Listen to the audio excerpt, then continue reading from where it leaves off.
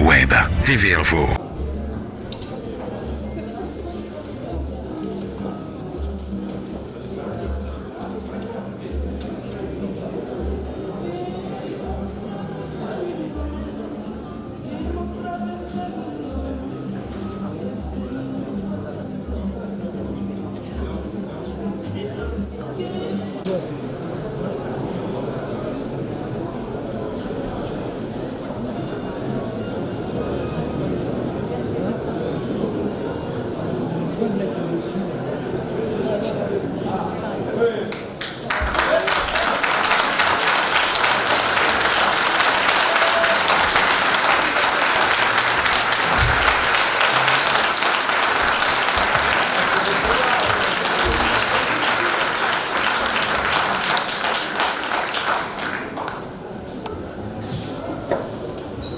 Eh bien, bonjour à toutes et tous, bienvenue au Culture à La Rochelle. On est heureux et ravis aujourd'hui d'accueillir notre premier invité politique, Jean-Luc Mélenchon.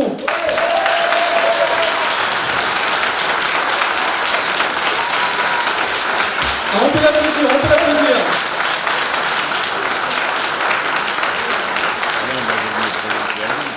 Alors, Jean-Luc Mélenchon participe demain aux Assises de la mer et donc il a répondu à notre invitation pour venir spécialement dès aujourd'hui pour parler de son dernier livre, Le choix de l'insoumission. Je vais maintenant lui donner la parole, Jean-Luc Mélenchon, pour le public de La Rochelle. Ah, mais vous m'aviez dit que vous organisiez tout. Alors je dis bonjour mesdames, messieurs, je suis ravi de vous trouver parmi vous. Je ne vous espérais pas si nombreuses et nombreux. Tant mieux. Eh ben non. Non mais moi je continue à être un naïf. On me dit tu vas expliquer ton livre, je m'en vais expliquer le livre, ben pouf, on dirait un meeting. Mais c'est pas un meeting. Alors on m'avait dit aussi que j'aurais rien à faire, c'est-à-dire qu'on me poserait toutes sortes de questions et qu'il me suffirait d'y répondre. Alors, de quoi voulez-vous que je parle, Michel ? Alors, Jean-Luc Mélenchon, on va commencer un petit peu du déracinement à l'envol. Tout commence par Tanger. Vous y êtes né le 19 août 1951, un espace tellurique, selon vous, entre l'Atlantique et la Méditerranée. Bon, alors du coup, ça me rappelle ce que j'aurais dû dire. Je vais vous répondre, bien sûr. Sur l'enfance. Mais permettez-moi de vous dire un mot à propos de l'écriture. C'est quelque chose qui remplit un très grand rôle dans... Déjà, si vous me voyez. Je disais, l'écriture joue un très grand rôle dans ma manière de militer, de m'engager, on va dire, engager pour que ça soit moi à bord de raid. Parce que j'ai la chance d'avoir appris à le faire. Quoiqu'au point de départ, ce n'est pas spécialement la culture de ma famille, je suis le premier bachelier de ma famille, alors vous imaginez la fête que c'était quand je l'ai eu, le bac. Et alors quand je leur ai dit que j'avais une licence de philosophie, alors là, les bras leur ont tombé. Mais j'ai bien retenu la leçon et je pense le stylo à la main. Donc j'appartiens à une catégorie... Non, il faut que vous restiez assis, je le dis. Une catégorie qui est en voie de disparition, paraît-il, car il faut que je vous dise que j'écris moi-même les livres, n'est-ce pas ? Je les écrivais au crayon autrefois et maintenant au clavier. Et dans chaque séquence de ma vie politique, puisque ce livre parle de ça, est accompagné d'un livre depuis l'année 1990. Avant, j'écrivais ceux des autres, c'est-à-dire des textes. Et donc, là, pour cette séquence, cette partie de ma vie politique, de mon engagement, il y a 3 livres. Le premier, c'est L'Air du peuple, qui maintenant est en édition de poche, qui donnera lieu à une nouvelle édition en janvier prochain, je vous l'annonce parce que la décision nous a prise aujourd'hui, et qui est le livre programme, entre guillemets, mais pas au sens d'un programme avec les différentes mesures de ce qu'on va appliquer, mais la vision sur l'histoire et le moment dans lequel nous sommes. Le deuxième a concerné, essayer de faire un focus sur la question européenne, c'est le Haran de Bismarck qui raconte la place particulière du gouvernement de droite en Allemagne, des gouvernements de droite en Allemagne et de coalition avec les sociodémocrates dans la direction de l'Europe. Au moment où tout le monde faisait des gargarismes sur le modèle allemand, il n'y avait rien d'aussi beau et d'indépassable. Et le livre est assez prémonitoire parce qu'il raconte une série de choses sur des événements qui depuis ont été largement confirmés. Et puis est arrivé celui-ci que vous me faites l'amitié d'installer partout, je ne sais pas à qui vous comptez vendre tout ça, parce que il est quand même cher. Et moi je m'étais juré que plus jamais je ferai des livres qui coûtent cher. 18 € c'est beaucoup. Et j'ai vu des copains et des amis qui ne pouvaient pas se l'offrir, le précédent qui était très gros aussi, enfin, je m'étais dit plus jamais. Mais celui-ci, que voulez-vous, une chose en entraîne une autre, pouf, il y en avait 400 000 signes, et nous voilà à avoir ce gros livre. Donc ça raconte. Je raconte à travers ce que j'ai vécu l'histoire d'une idée telle qu'elle est prise en cours de route. Moi je l'ai prise en cours de route. Certes, je suis né en 51, mais pas en 1917, ni en 1870, et pourtant je suis l'héritier à ma manière particulière, de la grande révolution de 1789, de la Commune de Paris, de la glorieuse révolution russe, et de combien d'autres événements de cette nature qui font partie de moi, parce que j'en ai tiré les leçons, je les ai regardés avec passion, j'ai été enthousiasmé, d'autres fois consterné, apitoyé, bref, tout ça c'est en moi.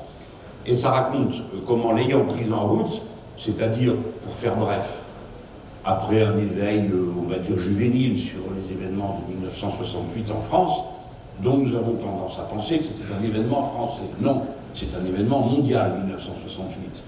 Ça a eu lieu dans d'innombrables pays du monde.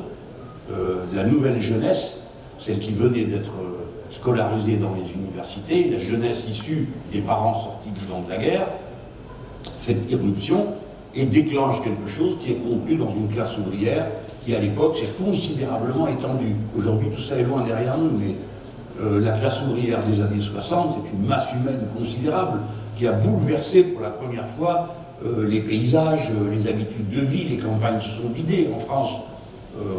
Lui, ça l'ennuie déjà, mais en France, il y avait plein de gens à la campagne.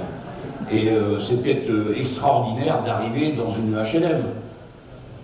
Tout ça, bon, comme il y a des gens qui doivent être de ma génération, je le raconte, puis les autres, ben, ça leur apprend la vie, quoi, voilà. Donc les gens étaient fin contents de se retrouver dans une HLM. Parce qu'il y avait le chauffage, parce que chacun avait sa chambre, parce qu'il y avait l'eau courante, parce qu'il y avait les toilettes dans la maison, enfin, toutes ces choses que ceux qui vivaient à la campagne de l'époque n'avaient pas forcément. Et donc, moi j'ai eu de la chance, si vous voulez, à chaque fois j'arrive juste un pile poil trop jeune pour pas me brûler. Hein, trop jeune pour être impliqué dans les luttes de libération nationale de l'Afrique du Nord, donc j'ai été témoin, mais pas partie prenante. 68, j'ai 16 ans, 17 ans. Donc j'ai pas eu le temps de me perdre dans les folies de beaucoup d'autres. Bon, après que je me connais, je me serais embarqué là-dedans, je sais pas comment j'en serai ressorti. Hein. Bon. Et puis, voilà, cette idée, j'apprends à ce moment-là, et c'est le programme commun, qui dans ma vie a joué un très grand rôle, et je le défends encore aujourd'hui. C'est-à-dire que je défends la méthode qui a été celle du programme commun, et je sais très bien que ça pose toutes sortes de problèmes, notamment avec mes camarades communistes, dont une partie l'ont encore en travers de la gorge, pour des raisons que je désapprouve, et avec qui je suis prêt à avoir la discussion, parce que c'est une extraordinaire victoire qui vous rappelle qu'on peut, dans ce pays, nationaliser toutes les banques, le tiers de l'industrie. Alors après, les autres, ils vous en veulent à mort pour la génération suivante. Hein. Ils ont eu tellement peur qu'on leur prenne tout. Et c'est une expérience inouïe. Et pourtant, 3 ans après, elle est bloquée. 2 ans après, elle est bloquée. Donc c'est un événement aussi. Alors là, j'étais adulte, j'étais un homme fait, j'avais 30 ans, je dirigeais une petite structure départementale, socialiste, pas si petite que ça. Et donc le problème me saute à la figure. Qu'est-ce qu'on fait? Il n'y a rien qui marche. 3 dévaluations, un emprunt forcé, le contrôle des changes, que faire? Bon, je ne vais pas commencer le bouquin, parce que lui il commence par le début, donc je commence par le début. Mais je voulais vous raconter ce qu'est ce livre. Et ça raconte le cheminement d'un type qui prend une idée en cours de route, qui l'épouse, qui entre... Cette idée a rempli ma vie, a occupé toute mon existence. Elle a occupé celle de ceux... des personnes qui ont partagé ma vie. Mes enfants, maintenant, peut-être une petite fille, je n'en sais rien, mais elle m'a l'air d'être d'un caractère déjà prometteur. Et ça a occupé toute une vie, mais pas comme, je n'ai jamais été, si vous voulez, un récitant.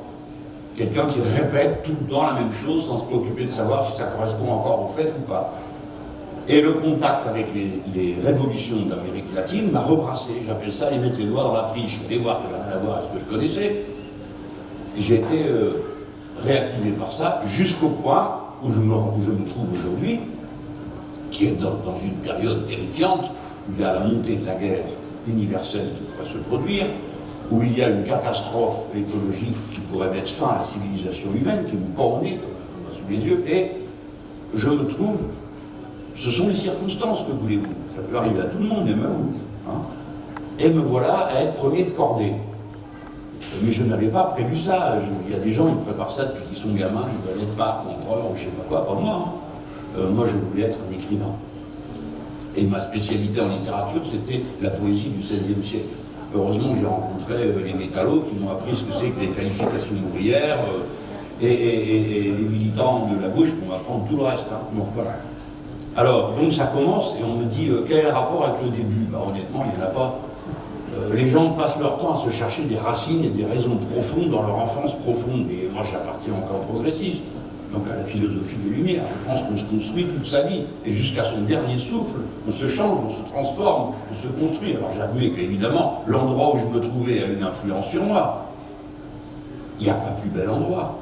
Où voulez-vous mieux naître qu'à cheval entre deux continents, mer et océan? Bon, enfin, pour moi, c'est bien. Et je raconte ça au début. Mais honnêtement, je ne suis pas le seul à être né dans ce coin-là, à cet âge-là, à cette époque-là. Chacun d'entre nous est maître de sa vie. Les autres n'ont pas eu ma vie, j'ai pas eu la leur. Et pourtant, nous avions les mêmes conditions de départ. Alors, ici ou là, une différence, bien sûr, et ça fait la trajectoire change. Mais s'il y a une première leçon de cette première partie, c'est que nous sommes les auteurs de notre existence. La mienne, fort heureusement, a été épargnée de malheurs qui ont frappé les autres. Bon, nous n'avons pas été en guerre de ma génération. Et je n'ai jamais été aussi malade que d'aucuns le sont ou l'ont été. Hein. Donc j'ai eu ma part de chance, et puis les événements sont venus à ma rencontre, et ma nature me prédisposait à savoir les saisir. Voilà. De ce que je peux retenir de cette période, c'est ce mélange, que peut-être vous sentez en moi. Un jour je suis l'océan Atlantique, le lendemain je suis la Méditerranée, et des fois c'est d'une heure sur l'autre, et des fois c'est d'une minute sur l'autre que je suis féroce comme un rouleau sur l'Atlantique, ou apparemment doux comme est la Méditerranée, car la mer Méditerranée, très menacée, n'est pas une mer douce, contrairement à ce qu'on croit. Et puis, j'ai appris deux choses. La première, la volonté populaire, quand elle a pénétré les profondeurs, est toujours victorieuse. Les Marocains se sont débarrassés de la domination coloniale, et pourtant, le colonisateur avait, pensait-il, tous les moyens militaires d'en venir à bout. Et pourtant, il n'en est pas venu à bout. Ensuite, ça c'est la première leçon. La deuxième, c'est que, à l'époque, la pauvreté était extrême. Et d'ailleurs, quand nous sommes revenus du Maroc en France, ce qui paraissait libérateur pour nous, qui découvrions notre patrie, c'était qu'il n'y avait pas de pauvres partout qui mendiaient. Me voilà ramener en enfance. Hein. Parce qu'en bas de chez moi, j'ai de nouveau une famille de pauvres qui mendient toute la journée, comme quand j'étais là-bas si jeune. Donc la pauvreté, mes parents avaient l'intelligence de la regarder en face et de nous la faire regarder, à ma sœur et à moi. C'est pas toujours facile pour les petits. Et je vais vous dire que je préfère que ce soit vous, les jeunes, qui vous occupiez des petits, que moi. Parce que je ne saurais pas quoi dire.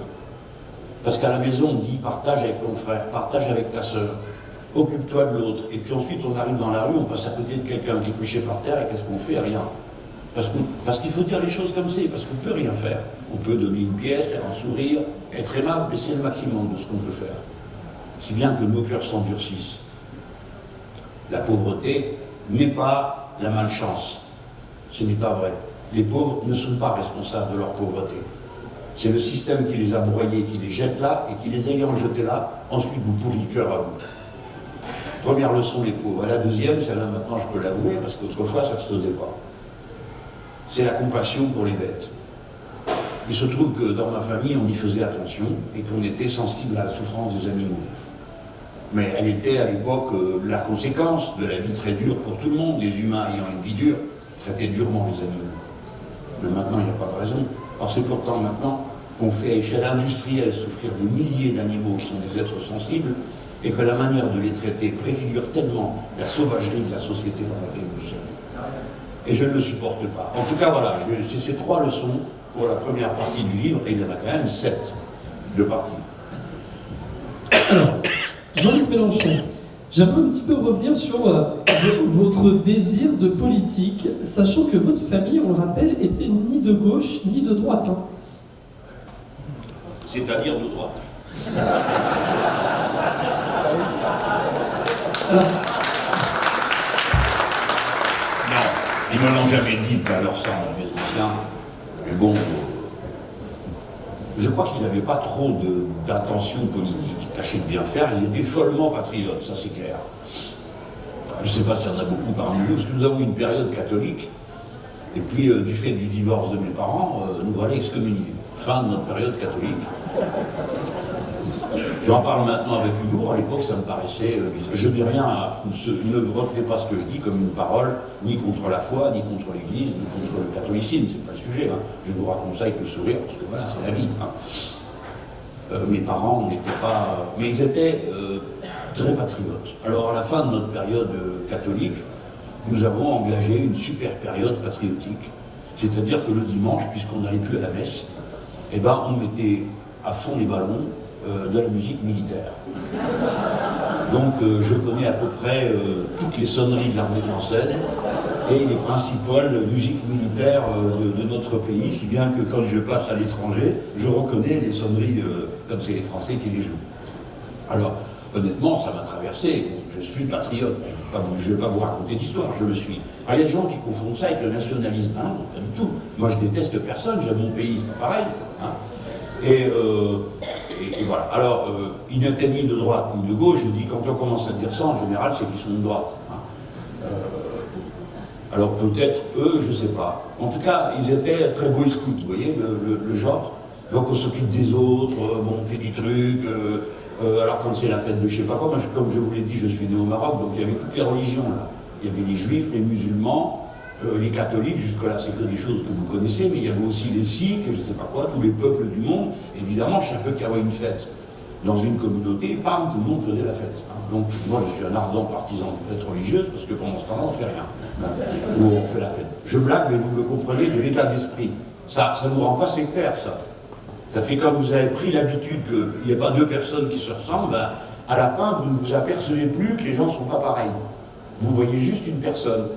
Et peu vous chaud de savoir de laquelle religion on est. Donc, personne chez moi n'était engagé politiquement, sinon que, bon, vous imaginez bien, il y en a peut-être dans la salle, je viens d'une famille pieds noirs. Donc, vous voyez, les pieds noirs, vous savez ce que ça veut dire? Les plus jeunes, ils ne savent pas. Les pieds noirs, c'est ceux qui étaient en Algérie. Et du coup, on a dit pieds noirs à tout le monde. Les Européens qui étaient en Algérie, en Tunisie et au Maroc. Les pieds noirs, on ne sait pas pourquoi d'ailleurs. Voilà, donc dans les familles pieds noirs, à cette époque-là, la ligne commune, c'était pas très favorable à l'indépendance. Hein. Bon, alors, mais moi, tout ça, c'est un fond de scène pour moi. Parce que, comme je le raconte dans le livre, ma première manif, je l'ai faite à 4 ans, ou 5 ans. Je suis avancé, hein. Et je ne savais pas que c'était une manif. On était passé dans la rue, et les Marocains, qui sont très courageux, faisaient des manifs pour qu'on leur rende leur roi. Parce que comme on s'était installé là-bas, on les avait mis sous protectorat, et patatras, voilà qu'on décide que le roi c'est plus le roi, et qu'on en nomme un autre. Alors ça ne convenait pas.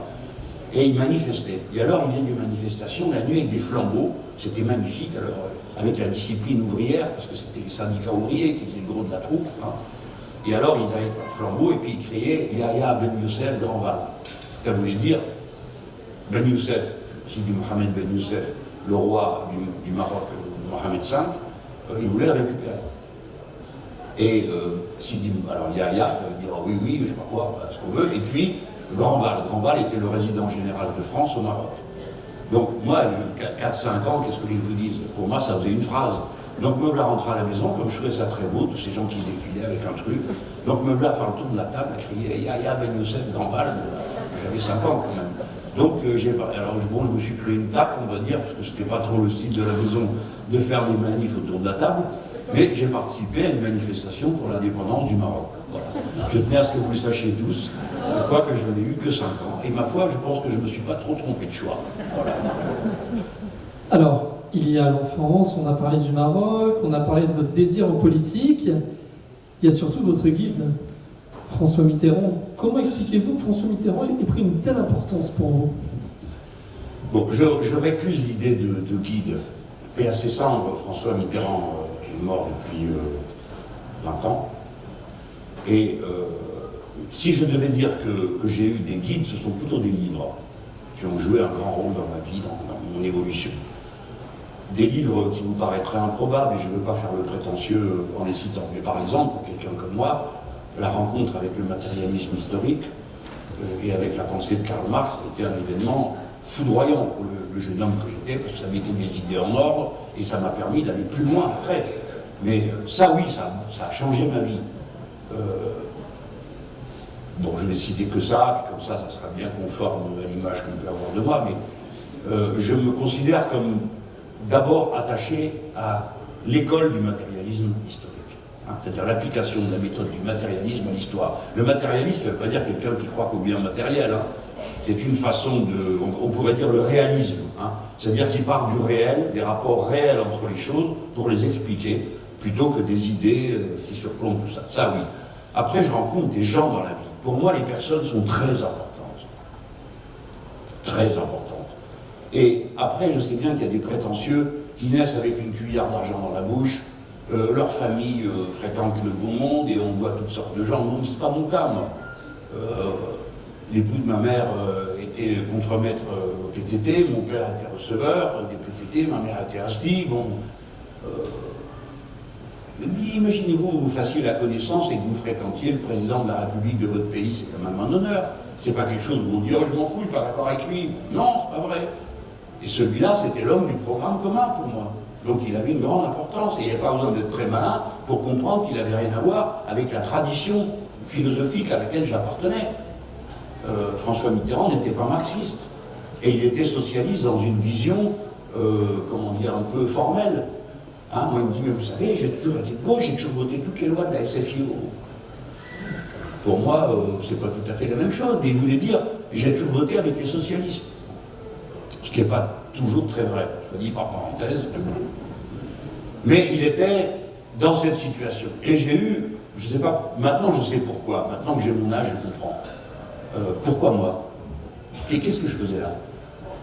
Pourquoi j'étais en contact avec cet homme qui avait de telles responsabilités? Pourquoi? Je pense que j'étais une fenêtre pour lui.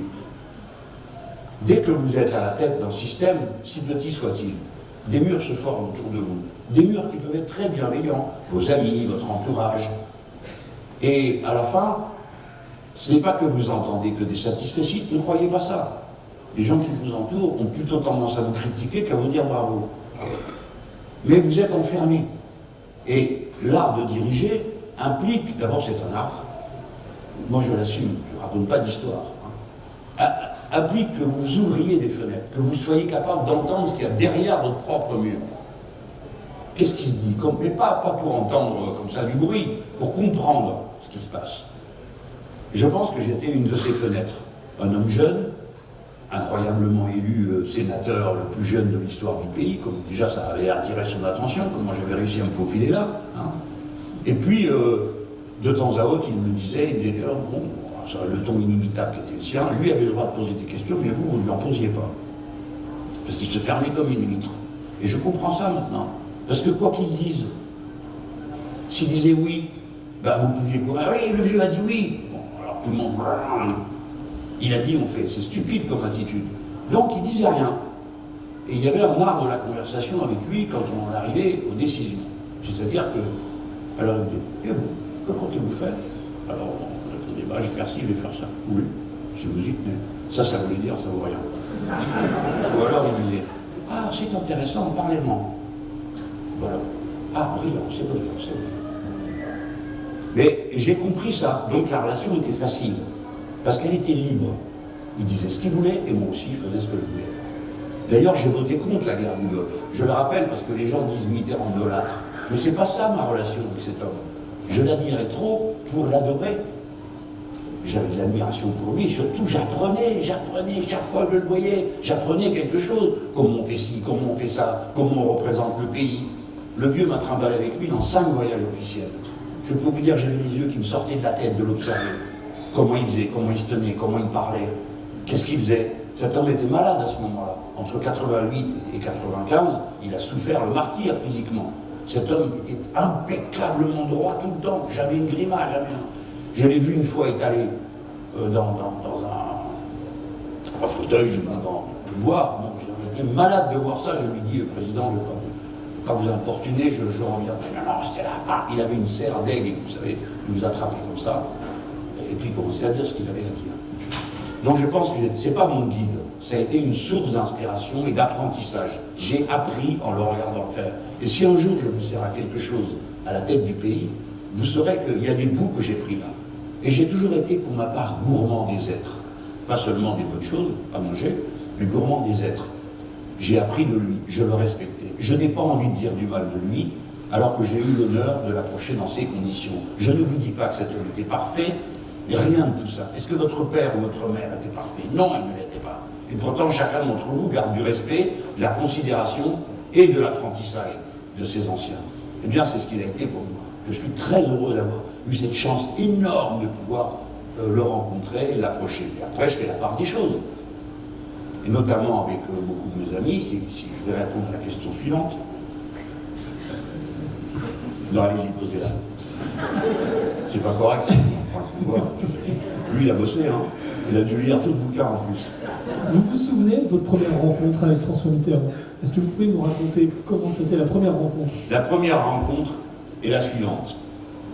Moi, j'étais un étudiant très audacieux. Hein, et j'avais peur de rien. Donc, on m'envoyait toujours faire des choses extravagantes. Et il faut que vous sachiez que j'ai commencé à militer en étant lycéen. Donc, il n'y avait pas trop de politique dans le lycée. Ça ne vous épanouit. Bref, on m'envoyait clouer le bec à des orateurs. J'appartenais à l'extrême gauche à l'époque, j'avais 20 ans. Et donc, on m'envoie d'abord faire Edgar Faure, ça ne veut plus rien dire pour beaucoup d'entre vous, vous ne savez même pas qui c'est. C'était un gaulliste qui avait un cheveu sur la langue, et qui était très habile et très intelligent. C'était vraiment un homme cultivé, rotor, malin. Et comme il avait écrit la loi d'enseignement après 68, quand il arrivait pour faire ses cours à la fac de droit, eh ben, il venait enseigner, il arrivait en hélicoptère, s'il vous plaît. Et donc, moi, je vais là-bas et j'interromps son cours. Ça ne me faisait pas peur. Après, on m'envoie faire chevènement. Je ne sais plus pourquoi ce que j'allais dire à ce malheureux chevènement, qui ensuite était plutôt un modèle pour moi, j'ai beaucoup écouté ce qu'il racontait.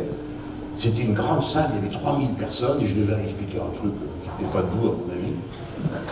Bon, je voulais dire le programme commun, oui, c'est bien, mais pas les radicaux de gauche. C'est pour dire ça, franchement, reste à la maison. Ben non, je l'ai fait. Donc me voilà là, et j'arrive à la tribune, comme on est là, et puis je pousse le type qui tenait le micro, je prends des mains, et puis allez, c'est parti, c'est moi qui parle. Vous avez vu?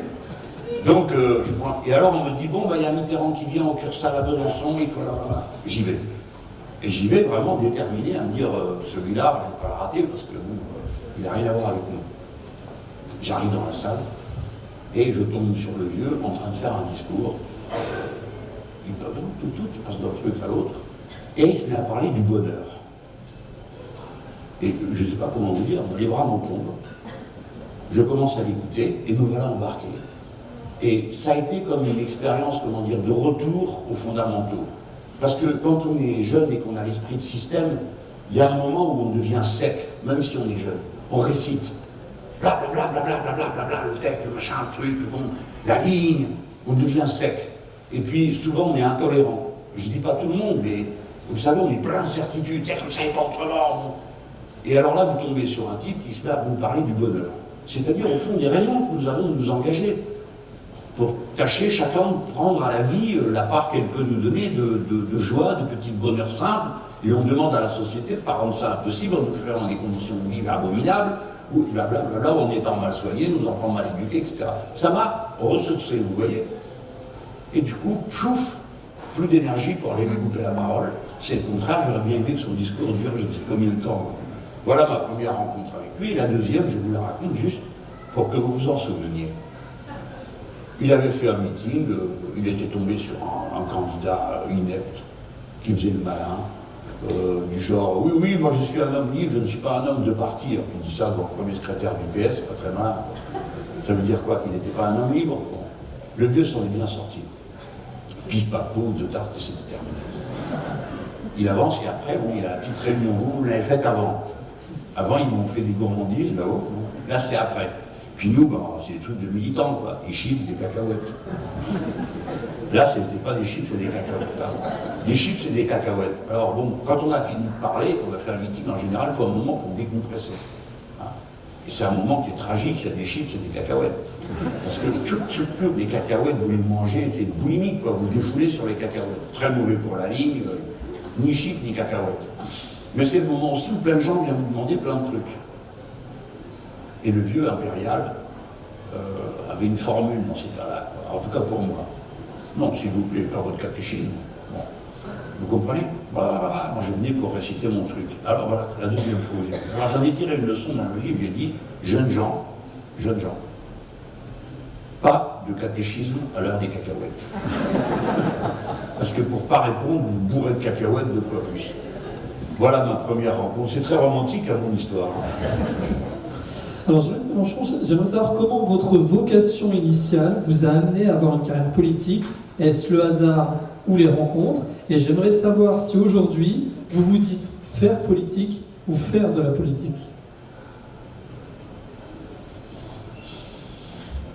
Je ne suis pas bon juge maintenant. L'action politique et l'engagement a rempli toute ma vie. J'ai eu la chance d'avoir des responsabilités, de les assumer pas trop mal. Enfin, j'ai fait du mieux que je pouvais, je crois avoir rencontré quelques succès. L'engagement politique est pour moi autant une philosophie de l'existence, la nécessité d'aller à la rencontre des autres. Je pense que c'est une des occasions d'épanouissement. Mais ça dépend ce qu'on entend par politique. Hein. En tout cas, dans mon cas, c'est comme ça que ça se présente. C'est plutôt comme une pratique philosophique. Hein. Bon, alors comment ça a commencé? J'en sais rien, moi. C'est toujours pareil, vous êtes le râleur. Il y en a bien qui peuvent être syndicalistes ici, vous racontez ça mieux que moi. Vous ne savez pas comment ça se passe. Vous êtes là avec un groupe. Puis il y en a un, pouf, pouf, pouf, 1, 2, 3 coups d'épaule, tac, c'est vous qui êtes dehors. Et puis tous les autres vous disent, t'as qu'à me dire ça, t'as qu'à me dire ça, petit lui ci, petit lui ça, puis oublie pas. C'est comme ça que ça se passe. Et puis alors une fois vous êtes devant, une deuxième fois vous êtes devant, la troisième vous n'attendez pas qu'on vous pousse, vous y allez.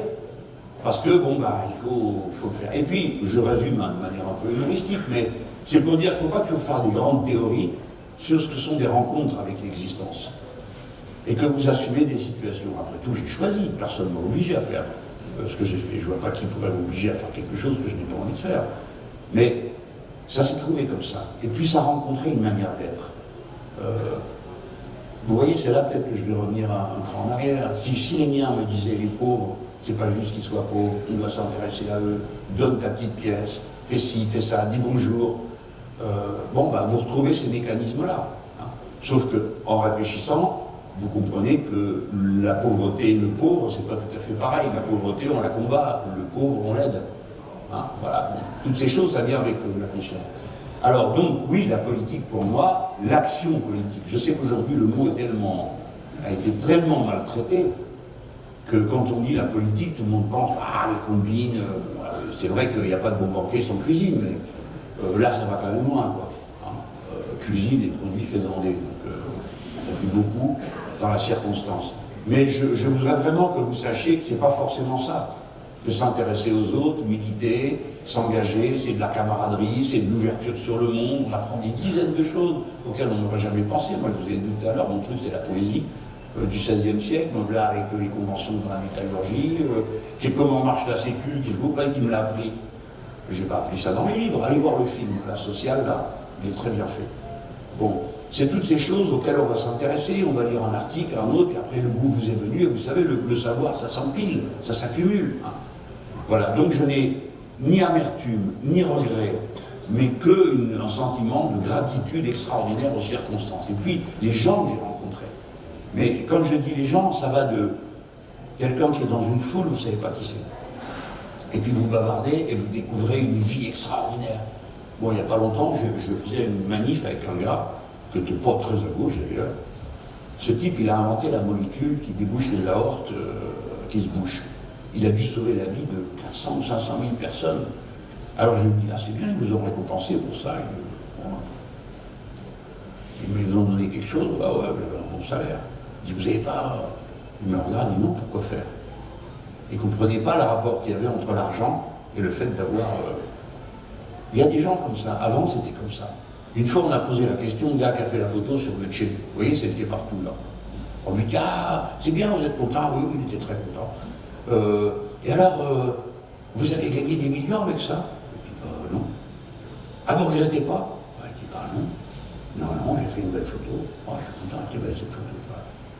Il y a eu un temps où tout n'était pas de l'argent, où on ne mesurait pas les gens à la valeur de l'argent. On ne mesurait pas ce qu'on faisait à la valeur qu'on en attendait en retour. On faisait les choses parce que ça plaisait de les faire. Bon, ce monde-là, il n'est pas englouti, il est encore en nous. Quand nous faisons quelque chose avec nos enfants, nous ne le faisons pas pour quelque chose en retour, nous le faisons. Ou quand nous aimons, nous donnons sans attendre de retour, on espère bien quand même, enfin bon, on ne compte pas quoi. Hein, et ainsi de suite.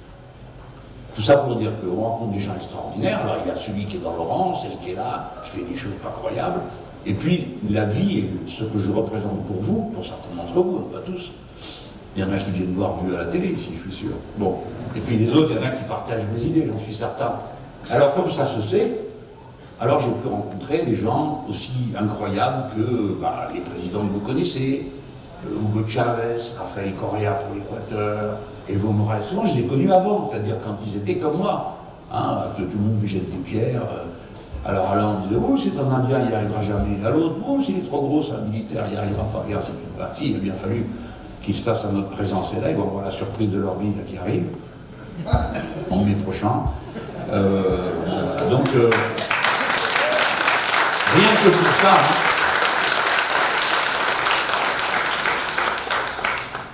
j'espère vous avoir répondu.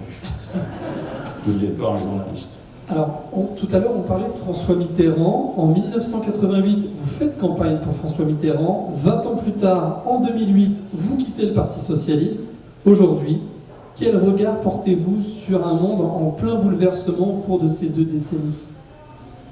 Bon, il va falloir que je parle 2 heures. Hein. Bon, d'abord, j'estime... je pense avoir agi en fidélité à mon idéal. Et j'ai donc quitté une organisation politique que j'ai chérie, je ne veux pas le dire au contraire, de laquelle j'ai reçu beaucoup, j'ai donné aussi beaucoup toute ma vie, pendant 30 ans. Donc je suis sans amertume. Vous voyez, je ne suis pas aigri. Je les ai quittés quand j'ai estimé que ça passait les bornes à mes yeux, et que je savais que la suite serait inéluctablement ce que vous avez sous les yeux. Parce que, bon, vous, peut-être que vous ne pouviez pas vous en rendre compte, mais moi, j'étais bien informé, je lisais, je travaillais.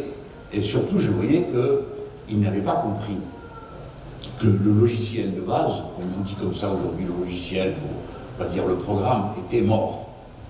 Ils n'ont pas compris que le capitalisme a changé de nature. C'est un capitalisme totalement financiarisé, il est transnational, et par conséquent, la base du compromis social-démocrate, qui est dans un pays, le syndicat négocie avec le patronat, obtient des avantages pour les ouvriers qui sont syndiqués, que tout le monde sait. Hein.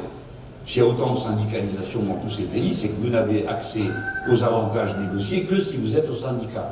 Mais il y a la contrepartie, c'est que les patrons ne respectent le contrat signé que si eux-mêmes sont au syndicat patronal. Avec l'arrivée du capitalisme transnational, les fonds de pension n'en ont rien à fiche, ils négocient avec personne, vous n'êtes pas d'accord, salut, au revoir, on s'en va. Bon. Donc là, une immense quantité de gens dans toute l'Europe du Nord qui avaient des situations sociales les plus avancées sont aujourd'hui sans couverture, sans protection sociale. Tandis que nous, les Français, on étend à tous les travailleurs l'avantage acquis dans une négociation. Donc il y avait déjà défaut d'analyse du capitalisme. Donc avec une stratégie folle, c'est de croire qu'on peut faire des compromis avec le capital financier transnational. On ne peut pas. On peut que lui taper dessus et lui clouer les mains, par exemple, d'image brutale et violente. Hein. C'est tout ce qu'on peut faire. Deuxième élément, alors là c'est la faillite majeure, je reconnais que j'ai fait partie de ceux qui ont mis du temps à comprendre, c'est que l'idée, quand on était même révolutionnaire, réformiste révolutionnaire, qu'on allait corriger les inégalités, les réduire, on disait, ben attendez, on va se fâcher avec personne, ce que vous avez, vous l'avez et vous le gardez. Et à partir de maintenant, on va partager tout ce qui arrive de manière inégale. On va donner plus à ceux qui ont moins et moins à ceux qui ont plus. Et à la fin, tchouf, on finira par avoir une société plus égalitaire. C'est vrai qu'en gros, on est arrivé à réduire les inégalités d'une manière considérable. Mais cette histoire-là, elle suppose une chose, c'est qu'on puisse faire de la croissance sans fin. Et pour faire de la croissance sans fin, ça veut dire produire n'importe quoi, n'importe comment, dans n'importe quelle condition, et sans s'occuper des ravages. On ne s'en occupait pas. Quand on était 2 milliards, quand moi je suis né, on était 2 milliards. Maintenant, on est 7. Mécaniquement, la prédation des êtres humains sur la nature est plus grande. On devrait être plus soigneux, puisqu'on est plus nombreux. Mais c'est le contraire, qu'on est encore moins soigneux qu'avant. Donc on a dévasté, ravagé, et pour faire vivre le système comme il vit aujourd'hui, en suggérant des désirs et des besoins qui n'existent pas, des engins qu'on va sans cesse renouveler sans raison, eh bien, nous avons tué la planète. Au départ, on ne croyait pas. Mais quand on voit la date d'entrée en dette reculer d'année en année, quand on a commencé les calculs, c'était en décembre. Maintenant, c'est en août. Moi, j'aime pas affoler, hein. Je ne suis pas un orateur catastrophe. Hein. Mais ça craint, c'est tout ce que je peux vous dire. Mais vous n'avez pas besoin de moi pour savoir que ça craint vraiment méchant, ce qu'on est en train de faire. Le changement climatique est commencé. Donc, on va tous être mis au pied du mur. Est-ce qu'on réagit tous ensemble ou chacun pour soi? Ça va nous ramener à des fondamentaux de la politique. La solidarité ou la compétition. Ça, c'est du fondamental. Parce que entre les gens de droite et les gens de gauche, si on ne veut pas être des bourrins, hein, les gens de droite, c'est pas tous des gens qui sont des barbares sauvages, qui sont heureux de voir souffrir les autres, tout ça, bon, c'est des caricatures. Bon, ils sont pas malins, d'accord, mais bon. Mais c'est pas la guerre civile. Donc, la vraie différence, c'est que les gens de droite disent, mais nous, la solidarité, on est d'accord. Mais à condition que ça n'empêche pas la compétition, parce que le moteur de l'histoire, c'est la compétition. Et les autres, ceux qui viennent de la gauche, comme moi, ben, ils disent, nous, mais la compétition, on n'est pas contre, mais pas si ça doit détruire les mécanismes de solidarité. C'est ça le fond de l'affaire. C'est une vieille question humaine, vous l'avez tous les jours. Par exemple, si un gosse tombe devant vous, tous les êtres humains font pareil, ils se précipitent devant du gosse. Si c'est lui qui tombe vers moi, je me recule. C'est comme ça. C'est inscrit dans le programme. Je vais me reculer une seconde avant de me dire, mais le malheureux, il va se faire mal. Alors, je vais changer d'attitude, je vais le prendre, je vais l'aider, je réfléchis. Le gauche, je ne réfléchis pas, c'est l'instinct qui parle. Tout le monde, on en est tous au même point, qui qu'on soit. Et pour les adultes, c'est pareil. Donc, vous voyez bien que c'est des choses qui sont en nous. Qu'est-ce qu'on privilégie, l'un ou l'autre? Je vais résumer à ça. Donc, me voilà avec mes camarades socialistes. Premièrement, le logiciel est faux. Deuxièmement, le capitalisme a changé, ils n'ont rien compris, ils ne veulent pas en tirer la leçon. Pourquoi ils ne veulent pas? Parce que s'ils en tiraient la leçon, ils n'acceptent plus la politique d'intégration européenne. Parce que la politique d'intégration européenne, elle est faite pour que le capital financier soit à ses aides, suivant l'ancienne idée, si la table des puissants est bien remplie, il tombera des miettes de plus en plus grosses sur les autres. Ça s'appelle la théorie du ruissellement. D'accord? Ils sont riches, alors ça ruisselle sur tous les autres. Mon œil, oui, il n'y a rien qui ruisselle, c'est un circuit fermé, et ça nous donne la sphère financière que vous connaissez. Donc, erreur là-dessus, pour des raisons objectives, un intérêt particulier, et puis erreur sur le fond du rapport à la civilisation humaine, à cet état. Vous savez, ça a l'air simple quand je le résume comme ça, et moi ça m'a pris des années d'être capable de le résumer comme ça. Parce que c'est pas facile à admettre et en faire une théorie globale. C'est ça qui est dans l'air du peuple. Et ce que je raconte, c'est la trajectoire dans le bouquin qui s'appelle Le choix de l'insoumission. Comment on passe du socialisme très traditionnel qui était le mien, hein, je pense qu'il y a dans ma génération ici. Bon, pour nous, le socialisme, c'était le développement des forces productives. D'ailleurs, on était fiers de dire, bon, d'accord, on n'est pas d'accord avec Staline, mais enfin quand même, rendez-vous compte, le développement formidable de l'URSS, les trains, les avions, les fusées, enfin bon, il y en avait qui disaient ça. Ah, quand même, ça marche votre truc. Moi, je me rappelle, des gens, il faut voir la discussion qu'on avait, qui n'avait pas un clou, hein. On était là, on fumait comme des fous toute la nuit. Qu'est-ce que tu préfères, le pire des capitalismes ou le meilleur, non, le pire des socialismes ou le meilleur des capitalismes? Alors on était là, on réfléchissait, on prenait la tête. Voilà le genre de problème. C'est lequel ton modèle, la Yougoslavie ou la Tanzanie? Bon, on passait, bon, ça n'existe plus tout ça. Je vais me prendre pour un fou de vous raconter ça, mais c'était ça notre vie. Hein. On parlait que de ça. Il y avait une révolution socialiste tous les ans, donc on pouvait se tromper. Hein. On disait bon bah on a raté là, c'est pas bon parce qu'il fallait faire. Je savais toujours ce qu'il fallait faire après. Pendant, rarement, mais après, toujours. Hein. C'est un peu comme pour 83. Après, il y a toujours des gens qui disent « Ah, c'est en 83, il y a eu le tournant. Oui, qu'est-ce qu'il fallait faire ?» J'ai lu il n'y a pas longtemps quelqu'un qui m'envoie une lettre, il me dit « Vous êtes résigné ?» Mais non, je ne suis pas résigné. Je dis la vérité, on ne savait pas ce qu'il fallait faire. Le vieux a inventé une chose, et nous tous on répétait comme des disques, il faut une autre politique, une autre politique. Très bien, en quoi ça consistait? Alors, peut-être qu'il y avait des idées, je ne vais pas faire plus malin que je suis, mais je peux vous garantir que personne ne savait ce qu'il fallait faire. Quelqu'un m'écrit et me dit qu'il fallait sortir du FME, accepter la dévaluation. Ah ben voyons, eh ben pourquoi pas? On avait déjà fait 4 dévaluations, on allait en faire combien encore? Donc il fallait bien trouver une sortie. Je ne dis pas qu'on ne pouvait pas faire autrement, ça n'existe pas, on est toujours libre de ses choix. Mais en attendant, pas ce genre d'argument, c'est pas ça qu'il fallait faire. De même, demain, c'est pas le sujet aujourd'hui. Hein. J'aime mieux vous dire, j'ai essayé de réfléchir avant. Je ne vais pas attendre Dieppe pour me dire comme l'autre, là. Je suis prêt, puis une fois qu'il arrive, il ne sait rien. Il est au courant de rien, il n'a rien compris, il fait comme tout le monde. Et il vient un jour nous dire un truc du XVIIIe siècle, l'offre crée la demande. Ben, c'est bien connu, hein. Si vous vendez des frigos au pôle Nord, ben, les gens vous l'achètent si c'est pas cher. C'est pas vrai? C'est ça la politique de l'offre. C'est absurde. C'est absurde. Donc il vaut mieux y penser avant. C'est pour ça que vraiment, je vous dis, la théorie a une grande importance. Parce qu'après, on décline des mesures concrètes. C'était quoi la question déjà? Alors, Jean-Luc Mélenchon, on a souvent entendu parler d'Hugo Chavez.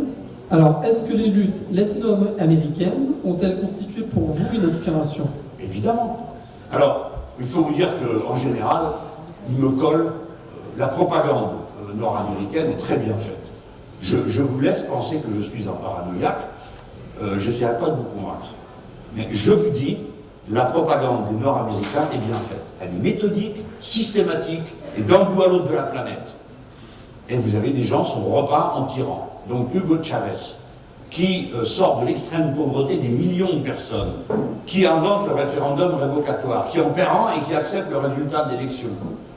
D'accord? Et repas en tyran. Le roi d'Arabie Saoudite, non, c'est un ami de la liberté, puisqu'il est avec nous. Hein? Vous comprenez le truc? Donc celui-là, d'accord, il fouette des gens, bon, pour en faire une histoire. Il habille des femmes, oh, bon, c'est le folklore. Hein? Bon, voilà. Ah oui, mais moi je parle cru. Hein? Donc c'est de la propagande. Hugo Chavez n'est pas parfait, bien sûr que non, qu'il n'est pas parfait. Qui est parfait? Qui ne s'est jamais trompé, qui n'a fait que des choses intelligentes et bien, il lui arrivait de faire de lourdes erreurs, et puis des choses très bien. À mon avis, on ne voit pas les mêmes erreurs. Hein? On ne doit pas parler des mêmes. Pour certains, l'erreur, c'est d'avoir partagé la richesse du pétrole. Ils disent, il distribue la rente pétrolière. Bah oui, c'est pour ça que c'est fait. Où est le problème? Vous préférez ceux qui se la gardent pour eux? Il a répondu et sorti des millions de gens de l'extrême pauvreté. Quand les cours du pétrole sont effondrés, il n'y a plus rien à partager, donc crise majeure, c'est ce que vous avez en ce moment. Et les cours du pétrole, ils sont trafiqués. Bon, donc Chavez, bien sûr. Chavez nous a, si vous voulez, après la chute du mur, beaucoup disaient, l'histoire est finie. La longue lutte pour l'émancipation est terminée. Il y a un seul modèle possible, c'est celui-là, et c'est le meilleur. Bon, ben vous avez des gens qui rouvrent des brèches. Lula au Brésil. Personne ne parle jamais de Lula. Lula, c'est un copain, ce qui n'a jamais été le cas avec Chavez. Hein. Bon, c'est un ami, il m'a offert une horloge qui braille toutes les heures avec les cris des animaux de l'Amazonie. Chez moi, tout le monde est fou de cette horloge. J'espère qu'un jour, elle finisse par tomber, mais moi, non, je ne veux rien savoir. J'ai mon horloge que m'a offert Lula. Bon, ben Lula, il a fait des paquets d'erreurs. La preuve. Dans quoi ils ont été fourrés, ils n'ont pas été capables d'empêcher le coup d'État constitutionnel, qui est la nouvelle méthode des Nord-Américains pour pourrir la vie des gens. On ne parle pas de Rafael Correa, qui est un chef d'État qui m'a soutenu pendant la campagne de 2012. C'est la première fois qu'on voit ça, un chef d'État étranger soutenir un candidat dans un pays. C'est pour dire, on me colle Chavez, pourquoi? Parce que Chavez est diabolisé. Alors ils se disent comme ça, il va ruisseler un peu de la gadoue qu'on jette sur Chavez, sur Mélenchon. Et ils font ça à chaque fois. Donc moi j'assume, j'ai connu Hugo Chavez, je suis très fier de l'avoir connu, ce qu'il a fait est très intéressant. J'ai repéré des choses que je prends pour moi, et notamment la stratégie révolutionnaire de la Constituante. C'est-à-dire mettre le peuple en mouvement, la population, les gens, on va dire, moi j'ai appelé ça la multitude dans mon livre L'ère du peuple, mais c'est pas une bonne formule parce que Tony Negri l'a utilisé et ça pourrit la tête des copains. Donc les gens, la vie, la variété, tous ceux qui sont là, et puis tout d'un coup, vous ne vous connaissez pas, vous avez des vies complètement différentes, mais vous voulez la même chose. Et à ce moment-là, vous devenez un peuple. C'est-à-dire un peuple qui fait de la politique. Parce que faire de la politique, c'est aussi bien s'occuper de ce qu'il y a dans son assiette, et pourquoi on ne veut plus manger des cochonneries qu'on nous y met, et ainsi de suite. Bon, vous m'avez compris. Il a fait ça. J'ai regardé comment il faisait. Alors les autres se moquaient de lui, vous savez, parce que des fois, il savait jouer de la guitare, c'est pas mon cas. Alors il jouait de la guitare, il parlait interminablement, ce qui n'est pas mon cas. Ah non, je ne savais pas ce que c'est parler interminablement. Le gars, il a fait un discours une fois de 9 heures. Alors les gens avaient des gâteaux et des manger et tout pour l'écouter parler. Je ne sais pas comment on fait pour parler 9 heures sans se détruire la gorge. Hein. Enfin, moi, il l'a fait. Et puis, moi, j'ai vu ce que je crois être l'erreur de nos révolutions en Amérique latine, qui nous a fait peur. Notre force, c'est ça. J'ai regardé comment ils faisaient. On vote, et on vote encore, et on vote. C'est comme ça qu'il faut faire. Sinon, c'est quoi la stratégie révolutionnaire? On ne va pas dire, prenez des fusils et des bâtons. Je vais vous dire ça, moi. Je vous connais, vous ne les prendriez pas. Et j'ai l'air d'un idiot, je reste tout seul avec mon fusil ou mon bâton. Donc, je suis mort. Eh ben oui. On a essayé, mes amis, ça. Je ne dis pas ça parce que tout d'un coup j'aurais été touché par la grâce, c'est possible. La lutte armée ne nous mène nulle part. Tous nos amis qui l'ont pratiqué en sont morts, à commencer par le Tché, tout le monde met sa photo, mais il est quand même mort le Tché. Et tout le commando qui était avec lui est mort. Nous n'avons gagné que 2 fois, je dis nous, hein, je me mets dans un camp qui n'est pas forcément le mien, c'est pas ma tradition, vous savez bien, je ne suis pas communiste. Mais à part Cuba, dans l'autre partie du XXe siècle, le reste, hein, jamais nulle part on y est arrivé. Donc c'est pas la bonne méthode. Et puis nous-mêmes, on peut tirer les leçons de nos erreurs. La bonne méthode, c'est le peuple en mouvement. Quand le peuple dit foutez le camp, on s'en va. On s'accroche pas, on reste pas là, on met pas en prison les opposants et le reste. C'est une bêtise de faire ça. Parce qu'on empêche le mûrissement de l'histoire. Vous avez vu en Argentine, ils ont battu nos amis. Kirchner, que je connais aussi, Madame Kirchner. J'ai fait le tour, je vous le dis, grâce à vous. Tout le monde me reçoit, m'écoute et tout le monde discute. Bon, maintenant ils sont en train de manger un président de droite. Le type, il a décidé de rembourser la dette que le pays ne voulait plus rembourser. Et tous les journaux disent formidable, il revient dans la communauté financière internationale. Oui, ça veut dire que les Argentins vont bouffer 16 milliards à payer. C'est pas mal, hein, comme retour. C'est la fête. Et il est en train de défaire tout ce qui avait été fait par le gouvernement progressiste. Alors tous ceux qui n'étaient pas contents, ce que j'admets parfaitement, ben, tout d'un coup ils disent, bah écoutez, finalement c'était mieux. Voilà. J'espère qu'ils vont bien voter le coup d'après. Vous savez comme moi que ça ne se passe pas comme ça. Quand vous perdez, vous ratez une marche, vous descendez tout l'escalier si vous l'avez raté. Donc la défaite n'aide pas. Hein? Alors, donc voilà ce que ça m'a appris en ça. Et 2, l'erreur à pas faire. Si vous faites une nouvelle société, que vous avez une stratégie révolutionnaire qui s'appelle la constituante, et que vous dites aux gens, bah écoutez maintenant, comme quand j'étais gamin, on disait ça. Ah, avec les riches, c'est une Mercedes pour les riches, 2 chevaux pour vous. Et bien avec nous, c'est Mercedes pour tout le monde.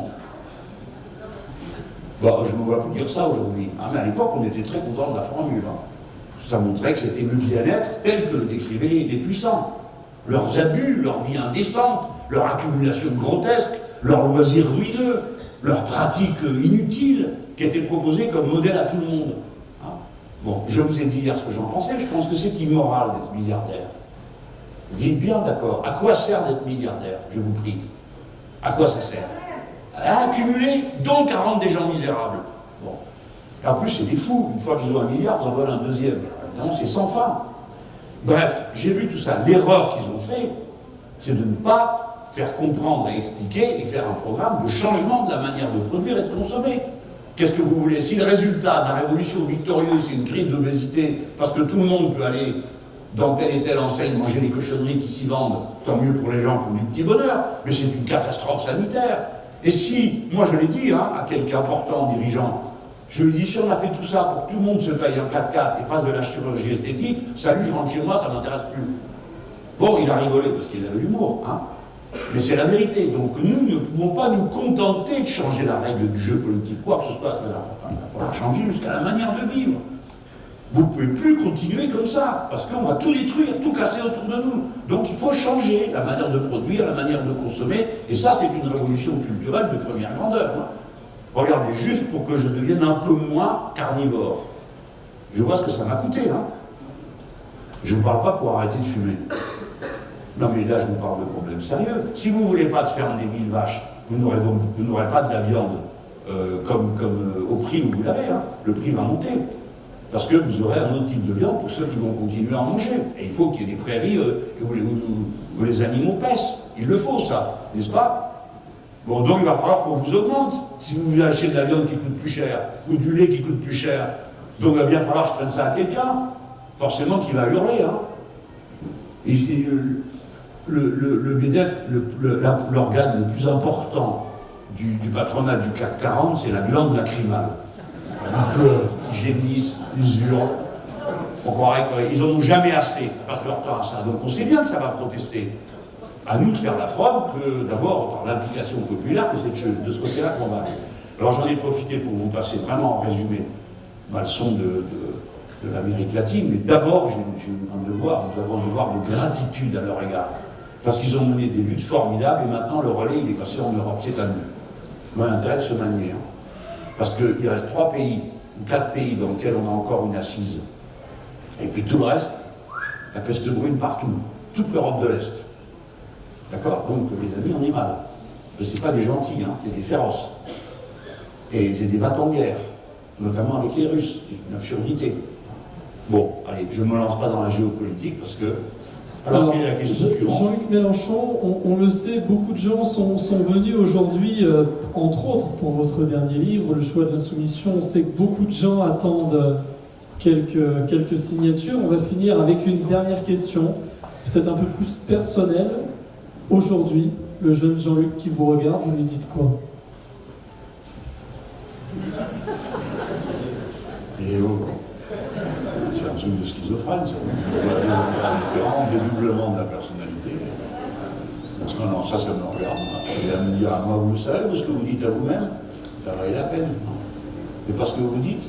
Malgré tout bien pesé. Des fois, bon, je ne veux pas non plus faire le malin. Dans la vie, il peut arriver des choses qui vous fracassent une existence, un grand malheur qui vous foudroie. Ça arrive. Donc c'est pas bien de se montrer comme ça, impertinemment satisfait, parce que, bien sûr, nous sommes les maîtres de notre vie, mais des fois, des choses s'imposent à nous, et parfois, il s'agit de faire face. Non, ce que je peux dire, c'est que, vous le savez déjà, on se reconstruit continuellement. On n'est pas la même personne tout au long de sa vie. Et le plus important, c'est d'accepter cette idée que l'on peut et l'on doit changer. Soi-même, je ne parle pas de ces truismes. On dit, ah, le monde change, il faut changer. Ben vas-y, change. Voilà, c'est tout ce que j'ai à dire, moi, au patronat. Changez pour une fois. Le MEDEF, changez. Parlez-nous de production. Vous avez vu les primaires, c'est terrifiant. Il y a des gens qui ne parlent que de ce qu'ils vont vous prendre dans les poches. Alors celui-là, il veut supprimer l'ISF, l'autre, il veut supprimer le statut des fonctionnaires, l'autre, il trouve qu'il faut travailler plus. Ben vas-y. Tout le monde demande à travailler. Le problème, c'est justement qu'on ne trouve pas à s'employer. Ou que les gens dévient à la noix parce que c'est des petits horaires, des petites séquences. Donc arrêtez, en plus d'humilier les gens en faisant croire que c'est de leur faute s'ils ne travaillent pas. Parce que c'est pas vrai. Alors quand ils disent la valeur travail, tu parles. La valeur travail, de quoi ils parlent? C'est même pas ce qu'est la loi de la valeur. Hein? Donc tout ça, c'est un monde dur. Et nous, on doit faire vivre une braise qui n'est pas facile dans un environnement pareil. C'est l'idée du partage, l'idée de la solidarité. Et nous sommes sans cesse confrontés à des vagues brûlantes qui peuvent carboniser les esprits, le racisme, la haine des autres.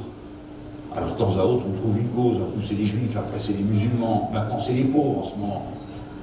Comment on peut faire des émissions aussi honteuses contre les pauvres? Comment on peut se comporter d'une manière pareille? De les montrer du doigt, de les culpabiliser. Vous savez, ça me fait penser à ce que j'ai vu au Venezuela. Quand je dis aux copains, mais c'est une honte, regardez tous ces pauvres gens dans la rue. On dit, oh oui, non, mais c'est des Roms. Et alors? Non, mais alors, c'est des Roms, c'est bien, mais c'est pas ça qui rend ça la force supportable. Mais c'est pas des Roms. Vous savez quoi? Nos compatriotes n'admettent pas l'idée qu'il y a 9 millions de pauvres dans notre pays. Et quand on dit pauvre, c'est les statistiques internationales. D'accord? Ça veut dire 1 000 € par mois en dessous. Eh bien 1 000 €, c'est une fortune pour des tas de gens. Parce que le minimum vieillesse, c'est 490 € ou 464 €. C'est terrifiant. Et on a, cet été, quand on faisait la tournée des popotes, avec notre caravane, là, on inscrivait les gens sur les listes électorales, ils ne voulaient pas. C'est pour leur faire la morale, c'est bon, c'est lui. Votez pour les faire dégager. Ah ça, oui, d'accord, on s'inscrit. Bon, et puis deuxièmement, on faisait vous savez, un simulateur. C'est un truc magnifique qui a été fait par un service du gouvernement qui vous permet de regarder à quelles aides vous avez droit. Mais c'est que les jeunes qui étaient là, qui faisaient ça, ils pleuraient à la fin de la journée. Parce qu'ils font des belles études, ils étaient à Sciences Po, tout ça, ils sont dévoués pour ça. Ils découvrent une dame qui vit avec 80 € par mois, un monsieur qui a à peine 100 €. Ils pleuraient en rentrant chez eux, traumatisés de découvrir la vie du peuple ce que c'est, quoi. Ça va, ça suffit, le pays n'a jamais été aussi riche. Alors n'espérez pas que ça se passe bien. Ne me demandez pas de faire du 100% où tout le monde est content. J'ai dit je vais faire 14 tranches d'impôts, j'aime mieux vous dire qu'il y en a qui vont crier, mais la classe moyenne, il faut qu'on soulage l'effort, on va la faire s'écrouler. Comment elle va s'écrouler? Dans sa tête, ça veut dire j'en ai marre de payer pour les autres, donc tu ne payes pas pour les autres, on paye aussi pour toi. J'en ai marre. Voilà. Donc il faut étaler et porter tous la charge. Il y a largement de quoi faire dans ce pays. Pour ça, une fois, j'ai dit dans un meeting, j'ai dit pour l'argent, ne vous occupez pas, je le trouverai. Alors, évidemment, les bons esprits ont dit ah, il ne sait pas compter. Si, je sais compter. Vu d'où je viens, je sais compter. Hein, je sais compter. Mais je sais que de l'argent, il y en a partout. Des quantités colossales dans ce pays. Hein. Alors on peut, en réorganisant ça, ici je viens pour les assises de la mer. Eh bien c'est un trésor qu'on a, non? Je vous promis 300 000 emplois là-dessus, c'est pas moi qui le promets, c'est les professionnels. On sait à peu près comment faire. Je ne pars pas là-dedans, parce que ça va se transformer en meeting. Si vous voulez connaître la suite, vous venez à Chambéry. Parce que j'y suis le 15. Parce qu'il y en a qui doivent me filmer, comme ça fait une petite annonce pour le meeting de Chambéry. Je vais à nouveau parler de tout ça. Bon, alors, vous n'avez peut-être pas vu le début. Je vois que c'est écrit sur son papier, le mot de la fin. Non, vous avez sauté un truc. Vous venez de le dire, le mot de la fin. Non, le mot de la fin, il est au début. Il est au début. Ah, Oui. Gabriel Alors, Marquez. je ne sais pas pourquoi, ça fait 2 fois que je cite Garcia Marquez. Je suis un admirateur de cet auteur. Je vous recommande de lire 100 ans de solitude pour ceux qui l'ont pas fait. Hein. C'est vraiment un très beau livre. Alors, Garcia Marquez, il a fait un livre et son titre c'était Pour la raconter. Et j'ai repris la phrase, la vie n'est pas ce que l'on a vécu. D'accord? La vie n'est pas ce que l'on a vécu, mais ce dont on se souvient. Ce dont on se souvient et comment on s'en souvient. C'est-à-dire, est-ce qu'on s'en souvient pour s'en mortifier ou est-ce qu'on s'en souvient pour s'échanger? Et le dernier mot, ils n'ont pas voulu le mettre. C'est une histoire de droit d'auteur, vous le croyez, un truc pareil. Je lis l'espagnol, je traduis comme un Garcia Marquez, j'ai le droit, non? Eh ben non, comme c'était pas prévu, ils l'ont pas mis, parce que ça dit, je vous l'ai dit maintenant, tel que l'écrit l'auteur, la vie n'est pas ce que l'on a vécu, mais ce dont on se souvient. Et comment on s'en souvient pour le raconter. Voilà le livre. Eh bien, messieurs, dames, je crois qu'on peut l'applaudir chaleureusement. Jean-Luc Mélenchon, à La Rochelle, pour vous aujourd'hui. Alors maintenant, je sais que vous êtes venus nombreux et nombreuses pour la signature, entre autres le choix de l'insoumission. On va vous inviter à faire la queue. Juste, vous allez voir le petit chemin qui se trouve sur votre côté afin que la signature puisse bien se passer. Merci à toutes et tous et je vous demande d'applaudir encore une dernière fois Jean-Luc Mélenchon. Mesdames, Messieurs, je vous remercie de nouveau de votre patience et de votre gentillesse que j'ai vue dans vos yeux. Je voudrais aussi remercier ceux qui m'accueillent parce que j'ai peu de fois été accueilli aussi loyalement et correctement. Donc merci à Cultura pour son effort.